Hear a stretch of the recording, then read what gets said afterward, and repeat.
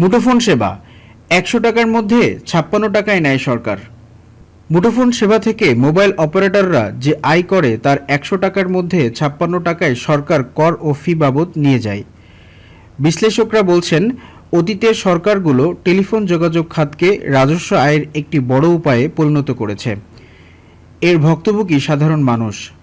অপারেটরগুলো সরকারকে টাকা দিয়ে এবং নিজেদের আয় ঠিক রাখতে গিয়ে সেবার মান উন্নয়নে যথেষ্ট বিনিয়োগ করে না।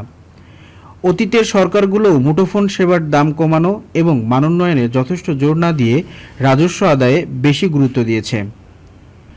দেশে মুঠোফোন ব্যবহারকারীর সংখ্যা প্রায় ১৮,৬১,০০,০০০। দেশের মানুষের নানা সেবা, ব্যবসা, বিনোদন সহ সবকিছুর সঙ্গেই এখন মুঠোফোন সেবা যুক্ত। কিন্তু প্রতিবেশী ও সমপর্যায়ের অর্থনীতির দেশগুলোর তুলনায় বাংলাদেশ স্মার্টফোন ও ইন্টারনেট ব্যবহারে পিছিয়ে আছে। বিশ্লেষকেরা এজন্য মূলত স্মার্টফোনের চড়া দাম ও মুঠোফোনের সেবার বাড়তি মূল্যকে দায়ী করে থাকেন। অন্যদিকে অপারেটররা দায়ী করে উচ্চ কর ও ফির হারকে। দেশের শীর্ষ মোবাইল অপারেটর গ্রামীণ ফোনের chief corporate affairs officer Tanvir Mohammad প্রথম আলোকে বলেন, গ্রাহকের স্বার্থ রক্ষা, ধারাবাহিকভাবে বিনিয়োগ নিশ্চিত করা, ডিজিটাল জীবনধারার প্রসার এবং ডিজিটাল বৈষম্য কমাতে বাংলাদেশে টেলিযোগাযোগ খাতের কর হার যৌক্তিক পর্যায়ে নামিয়ে আনা প্রয়োজন। এটি করা হলে দেশের অর্থনীতি উপকৃত হবে। টেলিযোগাযোগ খাত থেকে সরকার দুভাবে রাজস্ব পায়। একটি হলো কর, অন্যটি তরঙ্গসহ বিভিন্ন ফি। অপারেটরদের তথ্য বলছে, বর্তমানে মুঠোফোন সেবায় ১৮% মূল্য সংযোজন কর, ২০% সম্পূরক শুল্ক ও ১% সারচার্জ দিতে হয় গ্রাহককে।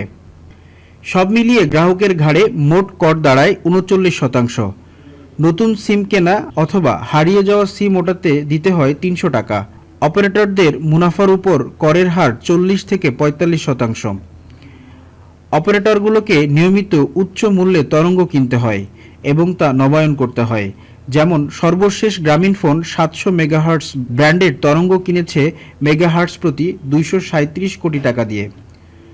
মোট ব্যয় হয়েছে ২০১৯ কোটি টাকা। অপারেটরগুলোকে বাংলাদেশ টেলিযোগাযোগ নিয়ন্ত্রণ কমিশনের সঙ্গে রাজস্ব ভাগাভাগি করতে হয় ৫.৫%। সামাজিক দায়বদ্ধতা তহবিলে দিতে হয় ১%। সব মিলিয়ে মোট আয়ের ৫৬% চলে যায় সরকারের তহবিলে। মোবাইল অপারেটরদের বৈশ্বিক সংগঠন জিএসএম এর তথ্য অনুযায়ী এক্ষেত্রে বৈশ্বিক গড় ২২%, আর এশিয়া ও প্রশান্ত উপসাগরীয় অঞ্চলের গড় ২৫%।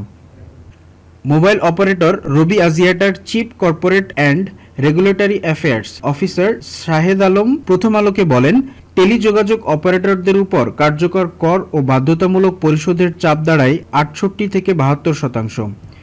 এতে ভবিষ্যৎ বিনিয়োগের সুযোগ খুব সীমিত হয়ে পড়ছে। ১৫ বছর ধরেই শিল্প খাতটি এ বাস্তবতার মুখোমুখি। এদিকে এবছরই সব অপারেটরকে আগে নেওয়া তরঙ্গ নবায়ন করতে হবে।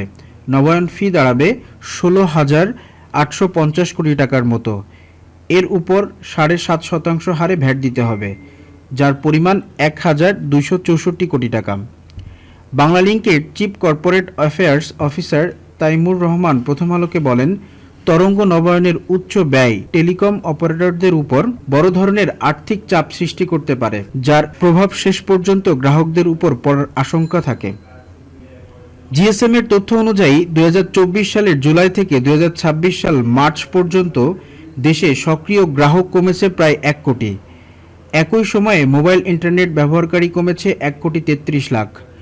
সংগঠনটির ধারণা, সিমের উপর উচ্চ কর এবং সেবার বাড়তি ব্যয় এর অন্যতম কারণ।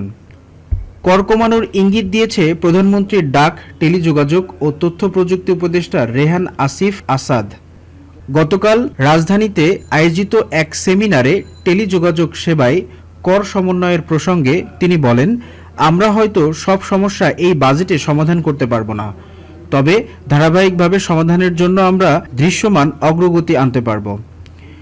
জুলাই গণ অভ্যুত্থানে ক্ষমতাচ্যুত আওয়ামী লীগ সরকার রাজস্ব আদায়ের একটি সহজ উপায় হিসেবে টেলিযোগাযোগকে বেছে নিয়েছিল, কিন্তু এ ধরনের সেবার উপর উচ্চ কর বিপাকে ফেলে নিম্ন আয়ের মানুষকে।